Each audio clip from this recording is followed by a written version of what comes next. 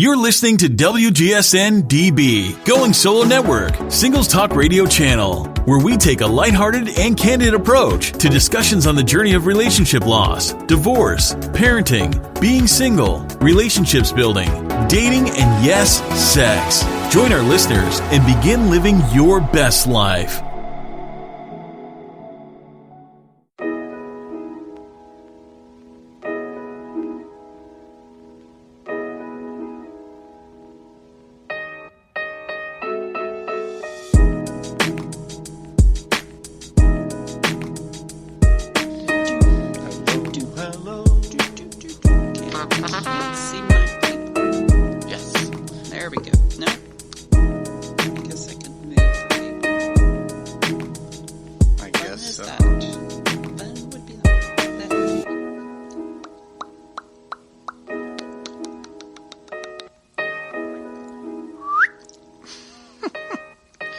Well, hello. Hello. How is everyone tonight? It's a wonderful, rainy, stormy day here in Virginia. Yeah, it's kind of gray. Through. It's gray. There's no water coming down, really. Well, there was earlier. Yeah. But welcome to Hip and Humble Podcast. I'm Aram. And I'm Mom. And we want to welcome you to our show. We talk about all things antique and collectibles, and we sprinkle in history as well. Before we get started, we wanted to thank our sponsor, Hip and Humble Antiques, LLC. We got 3 locations. We got 2 in Virginia. One's in downtown Fredericksburg at a store called Oldies But Goodies.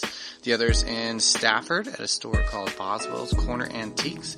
And the third is just outside Oklahoma City in Bethany at a place called Rink Gallery. And of course, for those of you that are not all about driving, we have a store on Etsy. And when you have time, please go check us out. If we don't have anything that tickles your fancy at the moment, I promise we will soon.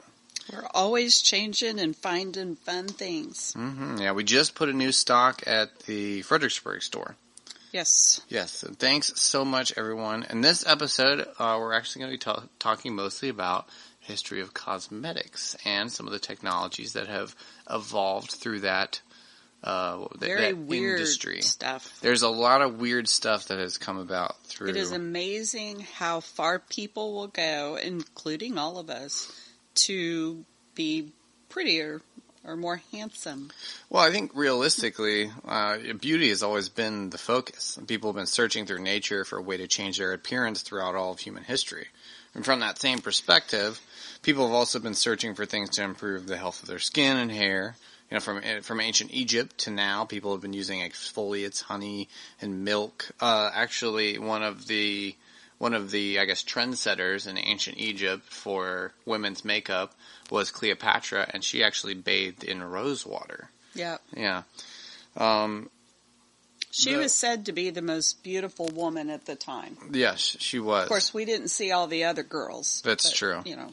But only in recent history, at least that I've seen, hygiene has been highly, I guess, publicized, at least in modern cosmetics. From what I could tell, a lot of that has to do with marketing. Well, hygiene wasn't a big deal, period. Yeah. So, it wasn't uncommon to go 5-6 months or a year without actually taking a bath. Well, even also, back in colonial days, they didn't bathe all the time because they thought that it would make them sick. Yeah. Well, so they had these little things they put on their dresses or lapels. They're called nosegays. Mm-hmm. And so when you come up to a particularly fragrant individual, you would kind of stick your nose down in your little chest area where the nosegay was, because it had herbs or flowers or lavender or whatever, so you could sniff on that and not have to, sniff on whoever it was you were talking to. Yeah. Well, in the 19th and the 20th century, actually, to get out of social engagements for women, it was a very common practice to say that they had just washed their hair to get out of going to social events, because they didn't have hair dryers or anything to dry their hair or anything like that. And so whenever they would wash their hair, it would take a day, 2 days for it to really dry. That's true. So they would go weeks without washing their hair, and then they basically planned when they were going to wash their hair around their social events. And if they didn't want to go to something, they'd say, "Oh, I washed my hair just now." And see, nowadays women tell their husbands, "Oh, I'm sorry, not tonight. I got to wash my hair."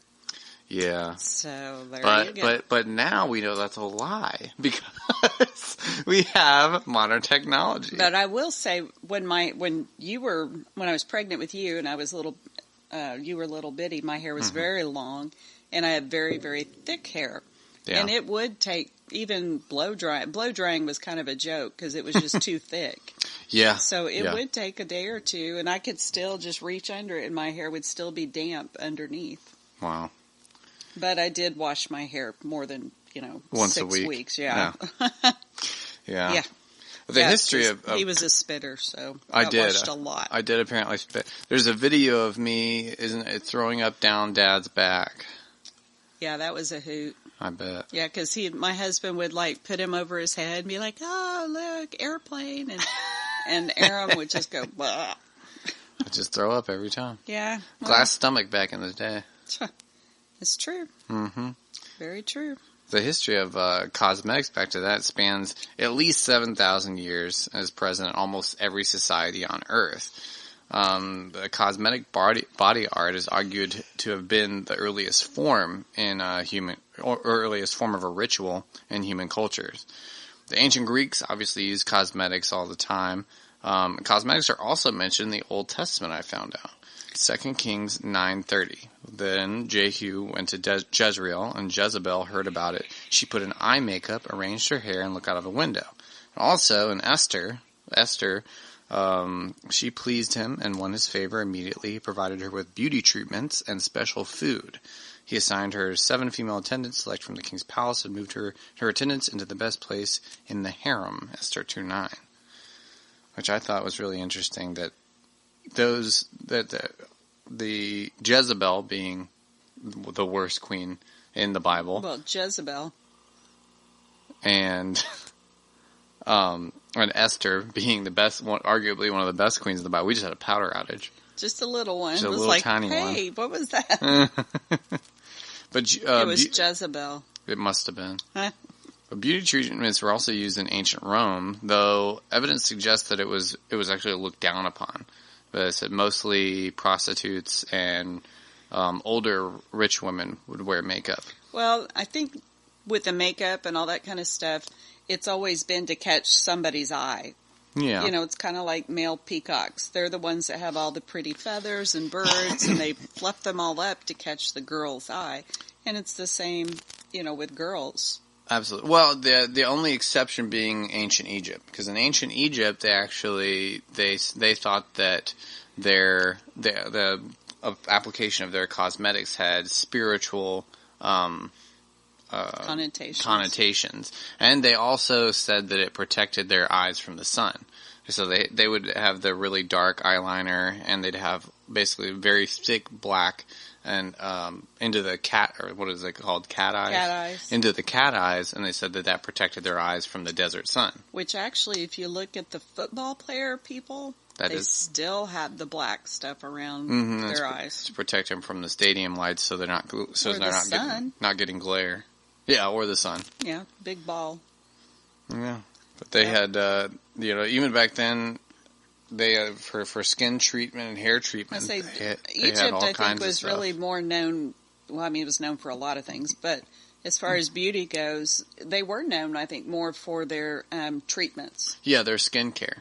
They would bathe. They would bathe in milk and honey, and they would make a paste of that milk and honey, and they would do different face masks and almost charcoal. So to do their actual eyeliner, they're all the way up into the 12th century even, they still used this product called kohl, Kohl. It's not like the coal, like the charcoal mask that we use today. No.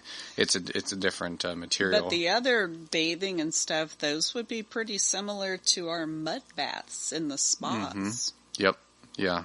Yeah. A lot of that came. It was all very commonplace, and I think today a lot of times people will not go to spas or whatever because it's been I don't know, always just for the wealthier people or whatever, but they're actually good medicinally to go, and it gets all the purification, or, purifies your skin, gets all the toxins out. Yeah. Even massage and all that is very beneficial health-wise. Yeah. Coming out of... I don't know where the colonial people got that you shouldn't do that, but... Yeah, I don't know. Well, coming out of ancient Egypt and Greece, coming out of the ancient cultures and into sort of the Middle Ages, pre-industrial revolution, a lot of those practices of self-care and hygiene were lost. They weren't practiced anymore, and a lot of the ideologies of the church and everything like that really derailed a lot of that self-care, for lack of a better terminology. Well, I would totally agree with that because, it was more the church and whatnot to be modest. Right. And to not draw attention to yourself. Amish come to mind.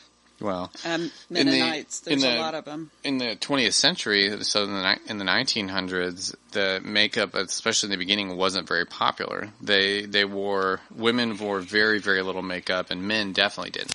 Back in the ancient cultures, all men in ancient Egypt wore makeup.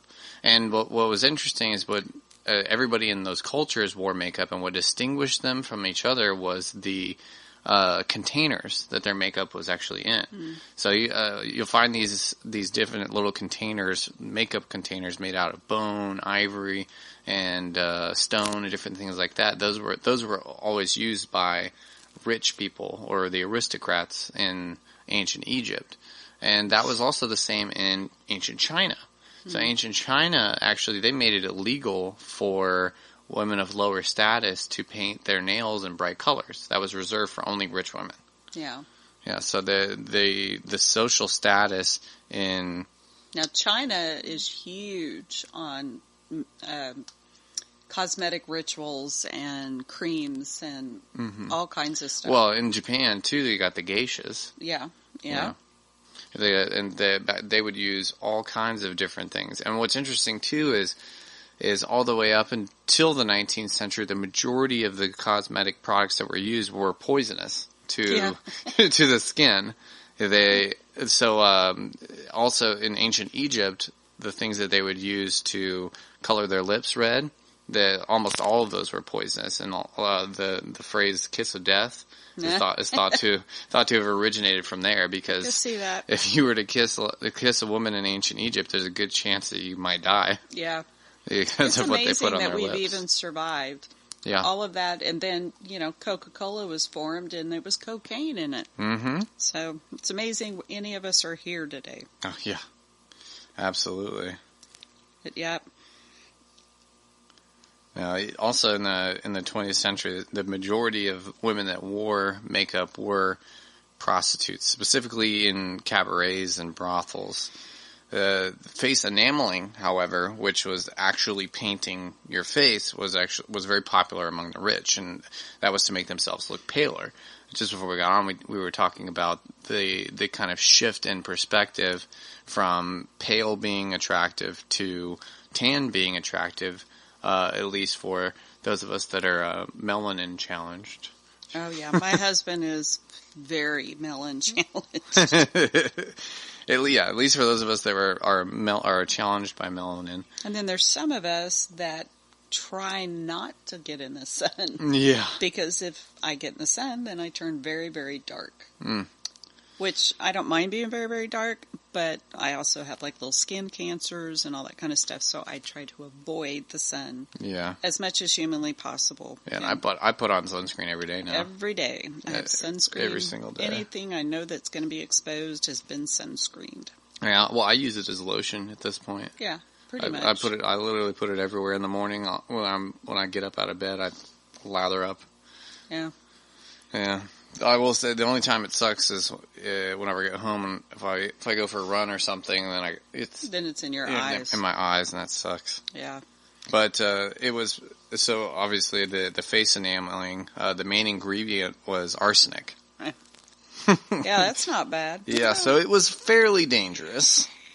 But the reason that pale skin was associated with wealth actually was because those who looked pale, they could afford to sit inside all day, as opposed to poor women who had to go outside and work the fields along their husbands and children. Yeah. Yeah. Of course, the big floppy hats will help out with that too. Yeah, that's true. Rouge actually was not popularized or accepted for a very, very long time. It was considered provocative, and it was reserved for women of the night. Yeah. You tell my mom that. Yeah. I don't think I will. I will. Yeah, I know you will. Nana, rouge is not good. Yeah. I think it's interesting, though, reading here about Romans and, you know, how they kind of look down on people wearing the makeup, and later, you know, the Christians tore it down and stuff, too. But the Romans were very big on bathing and having all their baths and all the oils and all of that kind of stuff. And that's very true. And they were big on scents. Big on scents. They would use huge, like, heavy amounts of perfume and lots of different like oils, like you said, to basically make different smells. So it was not necessarily how you looked as much as more how you smelled back then. Which, just to kind of bring it around, the Romans are pretty well known for their aqueducts and having the water coming in and out of the cities. And if you guys don't know about all that, I really look it up, because it's really very interesting how they built all these aqueducts and had all the bathhouses and different things. But one gross fact, here's a gross fact for you. They used to have kind of communal bathroom areas. Yeah. So you'd sit down and do your business, and there was a communal sponge. Everybody used the same communal sponge. And then, I don't know how long it took them, but they eventually figured out by doing that, it makes you sick.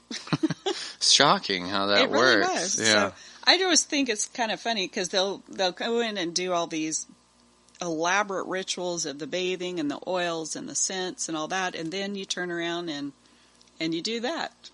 It's like, well, yeah, it's like you're bathing, but are you really getting clean? Nope. No, not quite. So that's your gross fact for the day. But, yeah, that carried on through the Middle Ages too. Yeah. I mean, the Middle Ages are not known for being very hygienic, shall we say. No. But even those that could afford baths, the kings and so on and so forth, they would keep one bath full of water. They wouldn't change out the water. Well, that saying, don't throw the baby out with the bathwater. Yeah.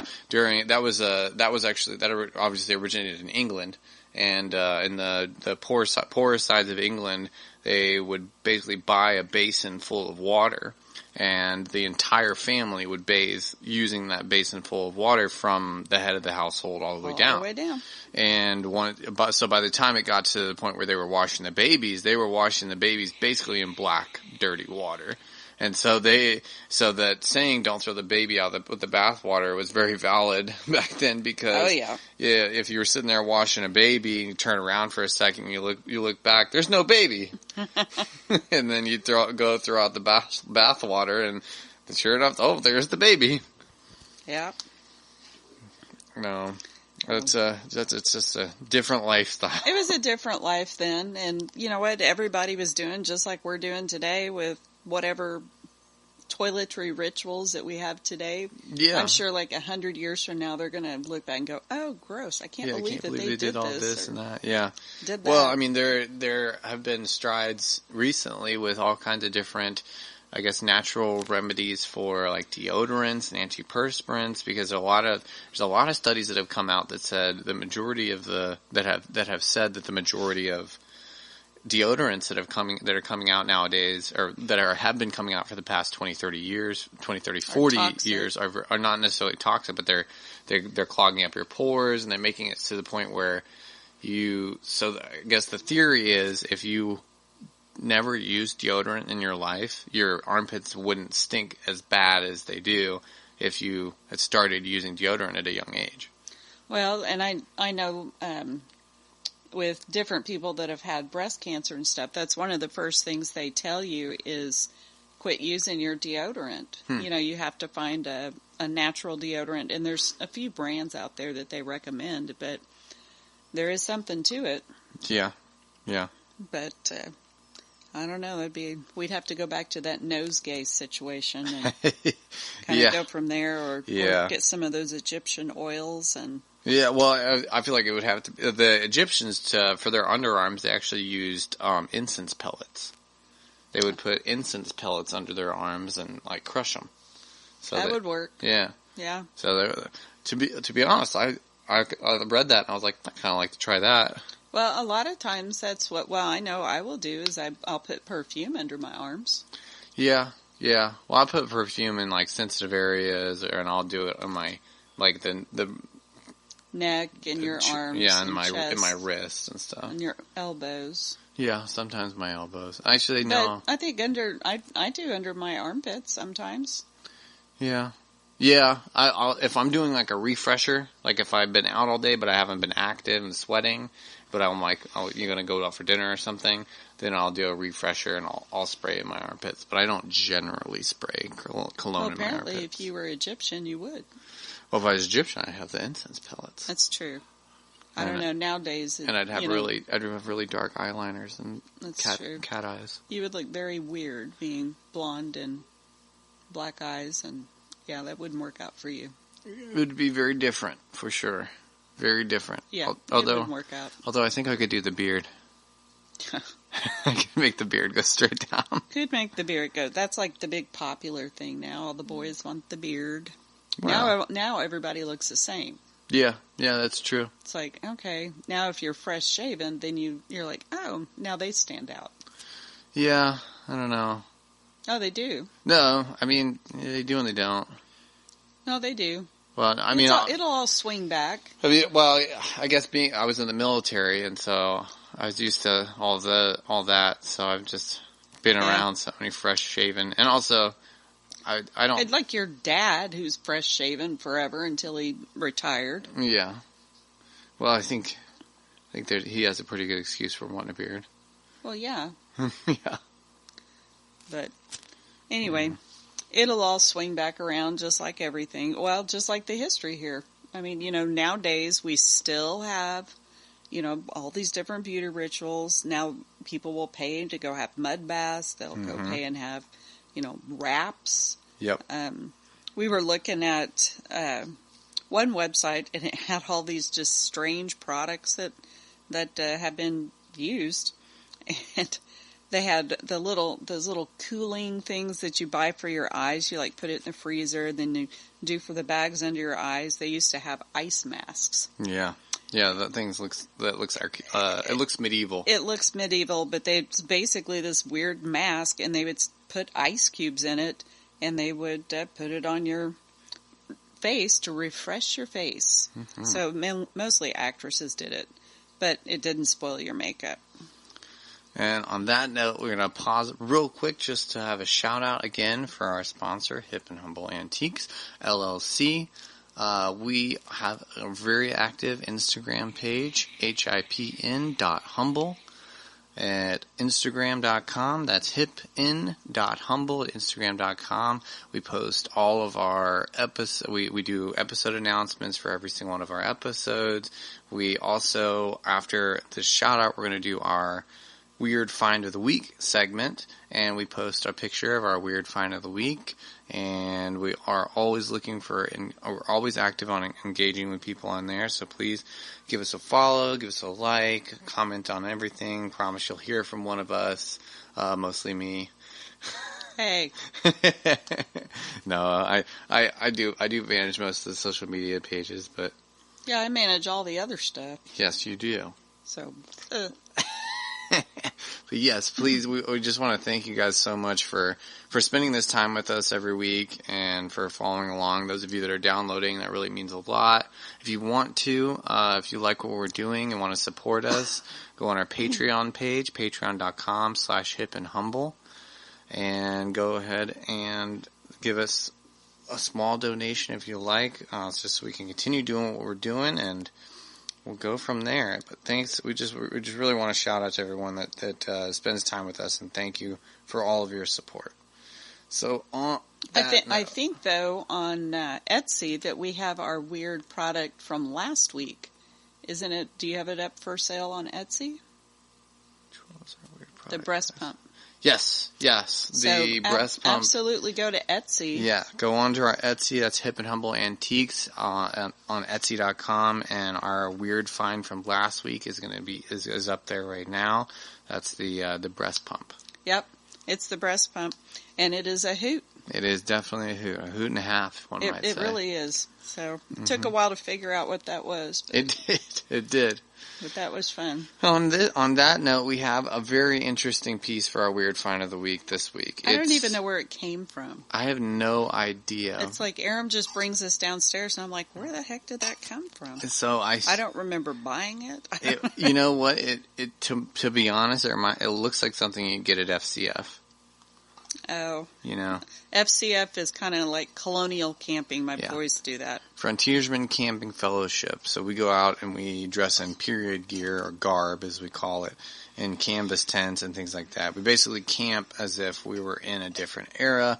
You pick a character from the American frontiersman days, and you pick it from a certain decade, and you model your character off of the attire and tools that they would have used in that decade. And we do competitions like black powder rifle shooting, tomahawk throwing, knife throwing, archery, things like that. It's a really cool, fun time. And if you have boys, like I did, the Royal Rangers is where the FCF comes out of, and I would highly recommend Royal Rangers. So it's been great for my kids.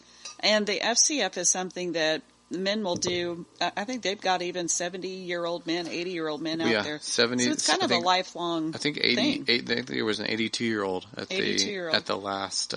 It's just last a really FCF. Nice time of men's fellowship out there, and it doesn't seem like men always have something really wholesome that they can go and do or be a part of. Well, they don't have a lot of outlets like that, and I think don't. I know because from personal experience, for my brothers and I and my father, it's been such a bonding thing for us, and it's been such a wholesome and, like you said, just a very peaceful thing for us because it's exciting. You get that camaraderie, that brotherhood. That you don't get in, regular life.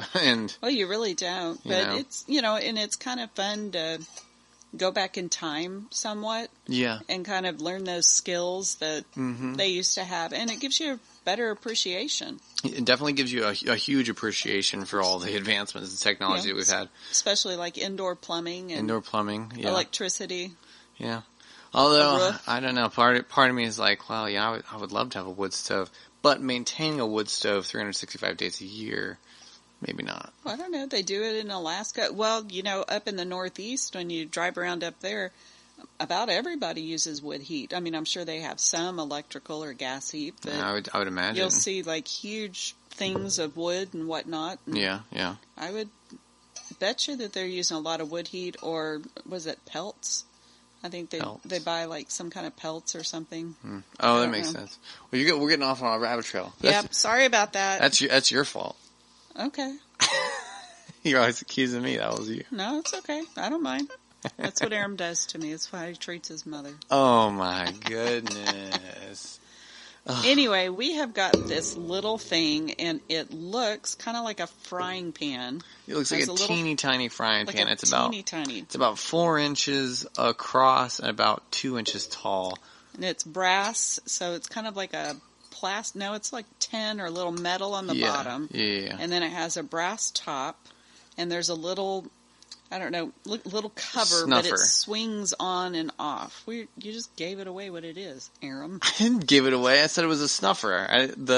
Not the whole thing's not a snuffer, just the top piece. It's a little cover that kind of swings on and off of it. So, you want to tell them what it is? Or you want me to? You tell them. It is an ashtray. Yes, it is. So, portable ashtray. A portable ashtray. I think it's humorous that now I've noticed in shops and everything that, nobody's smoking anymore, but the paraphernalia from that is like wildly popular. Yeah. People that, especially like the old advertisements for cigarettes, like Newport is a really big one. Yep. The old Marlboro Yeah. Ads are huge. The tin signs and things like that. Of course, tin signs are very popular. But ashtrays are big. Zippo lighters. Well, those have always been big. That's not going to go away. Zippos are cool. Zippos are cool. They're pretty They're definitely cool. But and there's a lot of... And I think cigars. Well, I was going to say about Zippos. I think that with the Zippos, it's really cool because there's they made a lot of very small batches of custom Zippos. Yeah, my middle son was telling me today that Zippo was coming out with one honoring the space shuttle that went off today. I think. Oh, really? Yeah. So I know he was going to look at that, but purchasing one of those. But a lot of people. They collect Zippos. There's a guy down at our shop, and that's what he has. They're all Zippos. Mm-hmm. He's collected them for years and years and years, and not just, it's all Zippo, but they have keychains and little measuring tapes and all kinds of Zippo paraphernalia. But anyway, cigars, pipes are huge. Pipe stands, humidors, tobacco or loose tobacco cases. All of that, for some reason, is really big right now. Yeah. So that's our weird find of the week. This is really cool little antique ashtray. He will put that up on Etsy. Yes, I will. And available for you to look at and purchase. Mm-hmm. I think it's kind of cute. I think it's neat. So, yeah. But there's a lot of... I like the ashtrays that are on the cast iron stands. So they're up maybe 2 feet or something. Yeah, those are cigar ashtrays specifically. They made them like that. Oh, I didn't know that. But... Yeah, because the cigarette ashtrays, a lot of those were very smaller, and they're like the little dishes. But they made the cigar ashtrays.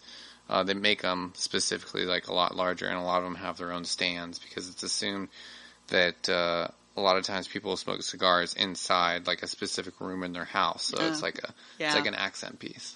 Well, I'll tell you, I got these 2 little brass shoes, and I didn't know what they were for the longest time, and then finally figured out that it was a personal ashtray. And these little shoes are maybe 2 inches. They're not big at all. But I was like, they're shoes, and they're, I'm a girl, and I love the shoes. So, and they were 50 cents or something. So I had to get them.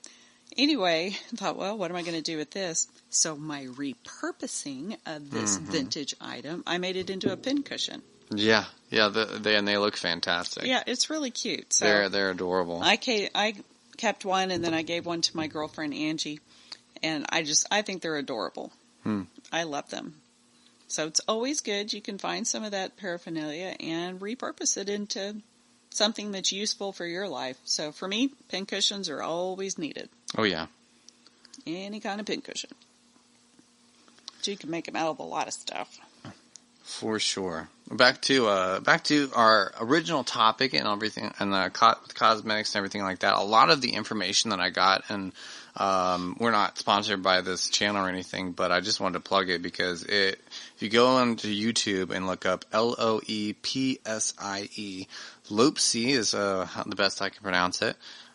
She has an entire series going back from ancient Greece all the way into the 1990s of all the hairstyles and the different products and stuff that were used throughout history.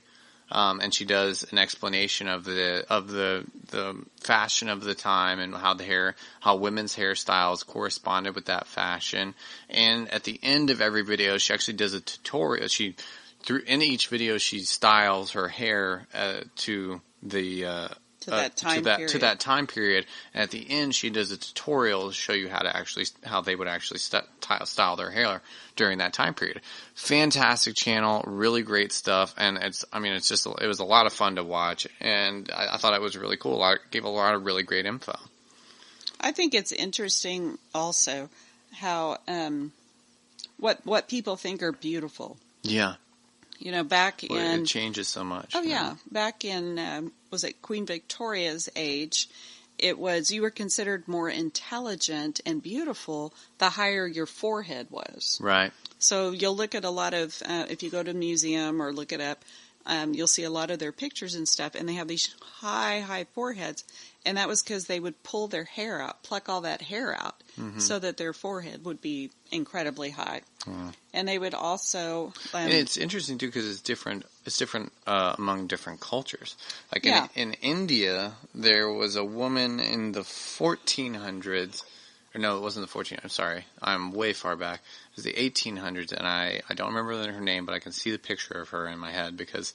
to me, she was not a very attractive woman at all. A lot of them weren't. Yeah. I mean, by our standards. I guess by our standards, or by what I consider attractive. She had a unibrow, and she was very short. I'm sure that's unattractive in all eras. Well, apparently she was desired by everyone. You know, she was a very heavily desired woman, and I guess it was rumored that multiple men who had proposed to her killed themselves whenever she said no. Because she was so beautiful. Okay, well, there's someone for everybody. Well, apparently she was for a lot of people back then. or not the ones that proposed to her. Yeah. Well, Queen Elizabeth I was also was known to bleach her skin, so she would put on white makeup and stuff to appear more virginal and godlike. Yeah. Also very bad for your skin and very unhealthy. Bad. Yeah. Very, very bad. But people still do that today. Yeah. So they still do a lot of that.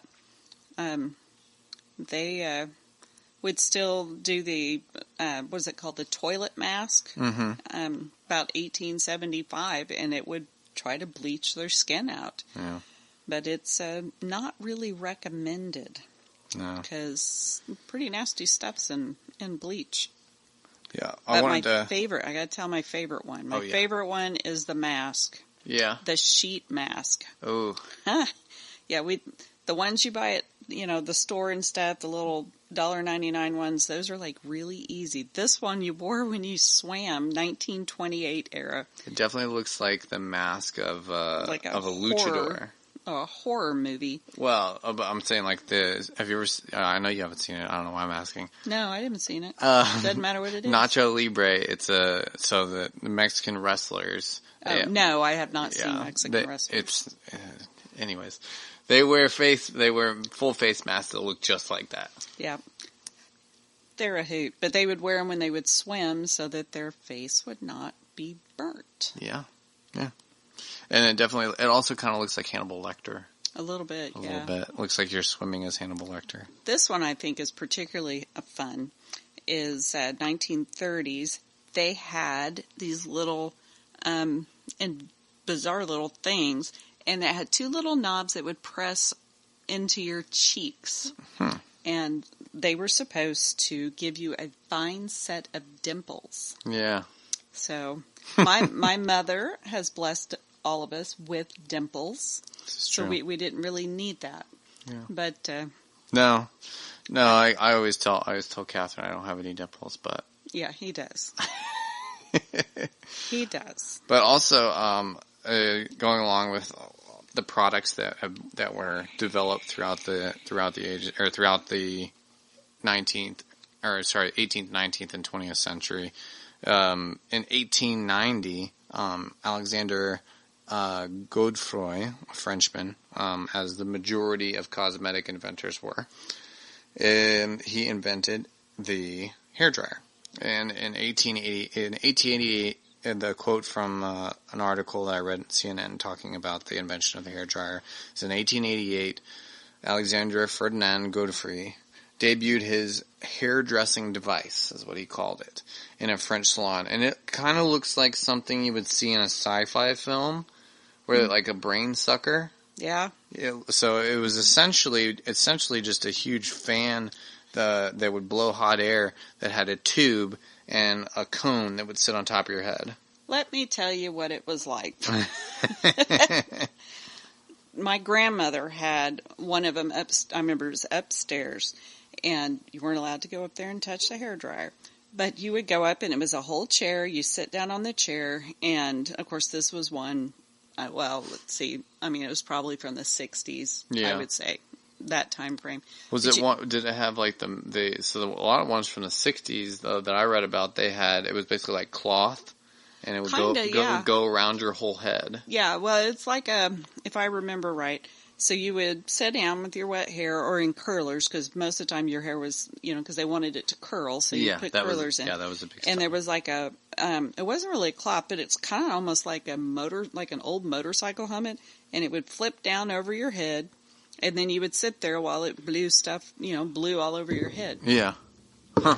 And you would sit there until the end of time, because it took forever to do that. So some of these devices dried very often. Some of the times we were talking, some of the devices we were talking about, specifically the curlers, they would take upwards of 10 hours to actually curl your hair and finish the drying process and so on and so forth. Well, used to you would put curlers in at night, and then you'd have that weird little scarf thing that goes over your head, and that would like hold all your curlers in place. Let me tell you about the curlers. Yeah, those things hurt. So my grandmother had they're like these plastic, and they would have like little tiny bits of wire sticking out of them, because that's what would grab a hold of your hair and also your scalp, and I'm fairly certain parts of my brain matter at some point. And you would sleep in those, and in the morning you get up and whoo, look at there, curls. For about 20 minutes until the weight of my hair goes, yeah, we're not doing that. Yeah, and there it goes. Yeah, it really wasn't until the 60s whenever hair dryers, they actually switched from metal casings to plastic casings whenever they became really popular. Also, it had a lot to do with the hippie movement, because men also had long hair, and so there were more and more hair dryers in homes. In the 20s, actually, the majority of women, they didn't do their own hair. So they would have these appointments every couple of weeks, and so whenever the invention of the hair dryer, the personal hair dryer, came out, they were actually protested by barbers and salons. I can see that, because they were taking away their business. Because at this point, every woman in the country was having hair appointments regularly every 2-3 weeks. Right. And so with them being able to do their own hair, they were losing all this money. Yeah. And incredible, because being a barber in the 20s and 30s, that was a surefire way to make money. Well, yeah, and that was also kind of like one of the hub areas of town gossip and news and everything else. It only makes sense, because if everyone that you know is going to everyone in the whole town is going to one place, it makes sense that you're going to have more social interactions there. Yeah, that barber knew everything. That's why they would make a lot of money, because they'd bribe you. Yeah. Don't you tell anybody this. Don't tell anybody this, but. ... Mm-hmm. Guys, there's so much more, and I did so much. We looked up so many different things for this, but we're running out of time. Really? Yeah. Oh, I enjoyed the hairstyle. I know, this one's been fun. A lot of fun. Yeah, and I didn't even get to talk about the creams and Avon. Avon's huge. Avon. Well, it started towards the end of the 20th century. So because of many of the, just real quick. Aram's not quick. At the end of the 20th century, because of all the failures of cosmetics, i.e. their health risks, a lot of those became common knowledge towards the end of the 20th century. And so the beauty industry responded by selling many like topical creams, and they marketed them through makeup parties, i.e. Avon. Avon. Yeah, we'll have to do like a show on Avon, because Avon, they're highly collectible now, because particularly the cologne bottles and that kind of thing. But I remember my mom would get us Avon, and they'd get little we call them lipsticks, but they were little chapsticks, and they'd come in all kinds of fun little figurines and kind of things. Nice. But that was another thing with Avon, is they not only produced makeups and stuff like that, they also put them in fun bottles, great packaging. And a lot of people collect those packaging still today. So I think I've got several upstairs that I need to get on the shelves at some point. And we will. But, we will. Yeah. Or they'll be on Etsy, one or the other. But guys, be looking out for this. But Avon parties, and you had your Avon lady, and the Avon lady would come and that was like a big day. They'd come and leave their little Avon book, and you go through the whole thing. And they had one that was the chapstick in it for Christmas, and it was a little stocking, and it was a pin. So you could use your little little brooch pen stocking thing, and then, oh my goodness, my lips are dry. Oh, did I get them? There we go. That's adorable. Oh, it was great. That's fantastic. It was awesome. They don't have any fun stuff anymore. Of course, nowadays, if you gave a 7-year-old, a brooch type pen, they'd be like, they would never wear it. They'd break it. Yeah, I'd probably stab somebody with it. They'd probably stab somebody too. Stab their eyeball. But of course, we did that too, and we're not dead, so. Yeah. Well, I remember Dad was telling me about in high school they'd make like blowguns with with paper clips, and they'd literally, they'd get like, said, yeah, man, that was great. They try to see how deep you get in the other person's skin. It's like, is that great? Is that really great? Nah. Now, marshmallow guns, I let you guys have marshmallow guns. Yeah. The dogs loved you. We also had these light sticks. They were like these whipping. They weren't supposed to be whipping sticks, but they were light. They were light sticks. And I remember whenever we moved to Virginia the second time we moved to Northern Virginia, we lived in our fifth wheel for about 3 months in this mobile home park in near Aquia Harbor in Stafford, Virginia. And it was really great, but it was 3 little boys living in a very small space. Yes. And so Kale and I found these light sticks, and we were waving them at each other, and we figured, oh yeah, they were like this silicone rubber material, and you could whip them really fast. And we figured out, we could hit each other with it relatively nicely. And so we were just playing around sword fighting, and then Kale like reared back and hit me just a little too hard, and he could tell. I've never seen so much fear in his eyes, because as soon as that hit and you heard the sound, his eyes got as big as saucers, and he was like, "Ooh, I did bad," and he like ran directly into the trailer because you were in there. Or at least he thought you were in there, but I knew you were not. And I ran after him, and he jumped face first into his bed so that I wouldn't have hit him back. And I reared up and slammed it across his back, and he had a welt from his shoulder blade. That was not nice. Down to the bottom of his neck. Yeah, no, I got spanked, and he accidentally did it, and you went in and on purpose did it. Yeah, so let's be nice. I was not nice. I was a story. No, you were not that was nice. Putting me in a negative light. I'm not saying that it was nice. I'm saying in hindsight, very funny. However, at the time, I was not being nice at all. No, you was not. No. You should probably get spanked again. All right, maybe so. I'll have to tell Catherine to do that. That's okay. I got your dad up there. Okay. Oh, look, I got a ruler right here. Oh my goodness. Oh, folks. Thanks so much for getting through all this. We're just so excited to have you guys listen. This is such a fun time for us, and leave us messages. We like to hear messages. Yeah, we love messages. If there's something you want us to talk about, let us know. Yeah, the weird stuff segment came from one of our comments, and I'm just so grateful. I think that's such a cool, fun little thing that we're doing. It is fun. And there's a lot of weird stuff. Yeah, we got a lot of weird stuff, and there is a lot of weird stuff. So yeah, that is for sure. We will never run out of things to talk about. Nope. But yeah, please let us know in comments underneath all of our any of our Instagram posts. And our Instagram is hipn.humble, hipn.humble at Instagram. Please let us know on any of our posts what you guys would like to hear, what you guys would like us to talk about. We're always looking for suggestions on topics and your feedback. So yeah, thanks again so much for spending this time with us. It's really fun. It is fun. Yeah. It's a lot of fun. It's a lot of fun for me. A lot of fun for me too. Well, stay hip. And humble. All right, bye. Bye.